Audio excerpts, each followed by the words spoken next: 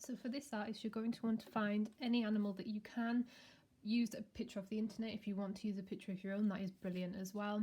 So firstly, what you're going to do, you need to start sketching out. As you can see, I have started doing that on here for mine. Now with this artist, they do use some sort of geometric stage, so I'm actually going to have my geometric part here and slightly going onto the wing of my owl. So I am firstly just going to go over some of the lines that I've started to draw. So I started to sketch out my owl's outline, and you will want to use a ruler for this as well. So I am going to start putting in some of my geometric shapes. So I am going to do this lightly as well. It's really important that you do it lightly, just in case you make any mistakes, you can rub it out. Now it's not going to worry, you don't need to worry too much, because with this you are going to be using either biro or fine liner, and with that you are going to go over any lines that you make as well, just to make them a bit bolder. So your lines can be really quick if you want to, they don't have to be really perfect, because you are going to be going over them at some point with a fine liner or biro, as I said. So once you've got your main shape, and that, as now I said, I'm starting to draw in these geometric areas, you need to think about as well, how is it going to form into the rest of the animal that you choose. For my bird here, I need to see how is it going to actually shape into the wing. And I also need to think about as well, what sort of detail does the bird actually have. So really look at your photograph, really see the direction that any of those lines form. So you can draw some of them, but I'm going to do most of my detail when I actually get to my fine liner stage. So I have a little bit on there now, and I can start to actually build it in. So one thing you need to think about is what type of lines you're going to create, what marks do you want to put on there. So you might want to do a bit of cross hatching, just to give it some darker areas, but really think about how you use your lines to show texture. So I'm really going to focus on the directions that I draw in. I'm just starting off with the eye here, so I know I do have details in my eye, so I'm constantly looking at my image as well.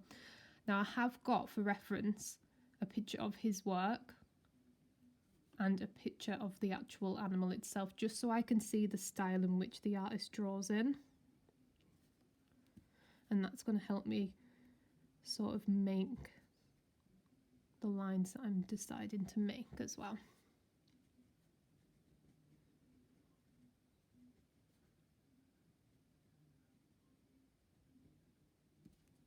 So constantly looking at your picture and the artist's work.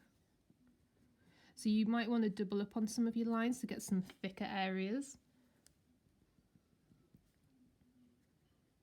So this part of the bird here, where it has that sort of frill around its face, I'm doing lots and lots of little lines.